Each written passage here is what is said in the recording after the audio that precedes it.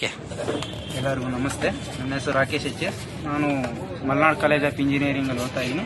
ಹಾಸನಾಂಬ ಜಾತ್ರಾ ಮಹೋತ್ಸವವಾಗಿ ಇಲ್ಲಿ ಕಲಾ ಕಾಲೇಜ್ ಹತ್ರ ಸ್ಟೇಡಿಯಂ ಹತ್ರ ಎಲ್ಲ ಸ್ಟಾಲ್ ಇನ್ನೋವೇಟಿವ್ ಗೆ ಸ್ಟಾಲ್ ಓಪನ್ ಮಾಡಿದ್ದಾರೆ. ಅದರಲ್ಲಿ ನಾವು ಹಿಂಗೆ ನೋಡ್ತಾ ಬರ್ತಾ RTO ಸ್ಟಾಲ್ ನೋಡಿದ್ವಿ. ಇಲ್ಲಿ ಏನಿದೆ, ಏನು ಇನ್ಫಾರ್ಮೇಶನ್ ಕೊಡ್ತಾ ಇದ್ದಾರೆ, ಎಲ್ಲ ಸಾರಿಗೆ ಇದ್ರ ಬಗ್ಗೆ, ರೋಡ್ ಸರ್ವಿಸ್ ಬಗ್ಗೆ ಅಂತ ಬಂದ್ವಿ. ಇಲ್ಲಿ ಬಂದು ಕೀಳ್ಕೋಣ ಅಂತ ಬಂದಾದ್ಮೇಲೆ ಇಲ್ಲಿ ನಮಗೆ ಎಚ್ಚರಿಕೆ ಚಿಹ್ನೆಗಳು, ಕಡ್ಡಾಯ ಚಿಹ್ನೆಗಳು, ಈ ತರ ಬಗ್ಗೆ ರೋಡಿನ ಇದ್ರ ಬಗ್ಗೆ ಇನ್ನೋವೇಟಿವ್ ಎಲ್ಲ ಹೇಳ್ಕೊಟ್ರು.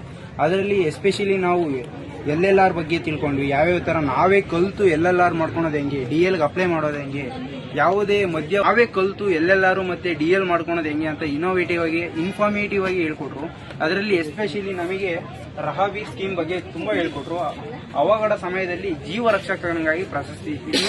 ಅಂದ್ರೆ ನಾವು ಒಂದು ಗೋಲ್ಡನ್ ಅವರ್ ಆಕ್ಸಿಡೆಂಟ್ ಆಗಿ 1 ಅವರ್ ಒಳಗಡೆ ಆ ಪೇಷಂಟ್ ನ ಸೇವ್ ಮಾಡಿ ಆಸ್ಪತ್ರೆಗೆ ದಾಖಲಾತಿ ಮಾಡಿದ್ರೆ ಅವರಿಗೆ ರಿವಾರ್ಡ್ ಅಂತ ಕೊಡ್ತಾ ಇದ್ದಾರೆ. ಆ ರಿವಾರ್ಡ್ ಬಂದು 25,000 ಕೊಡ್ತಾ ಇದ್ದಾರೆ. ಮತ್ತೆ ಗುಡ್ ಸ್ಮಾರ್ಟ್ ಸಿಟಿಜನ್ ಅಂತ ಒಂದು ಅಪ್ರಿಸಿಯೇಷನ್ ಸರ್ಟಿಫಿಕೇಟ್ ಕೊಡ್ತಾ ಇದ್ದಾರೆ.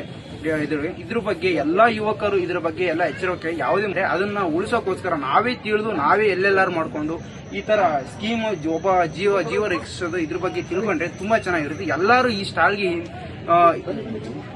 ಸ್ಟಾಲಿಗೆ ಬಂದ್ಬಿಟ್ಟು ಇನ್ಫಾರ್ಮೇಶನ್ ತಿಳ್ಕೋಬೇಕಾಗಿ ಕೇಳ್ಕೊಂತೀನಿ. Thank you.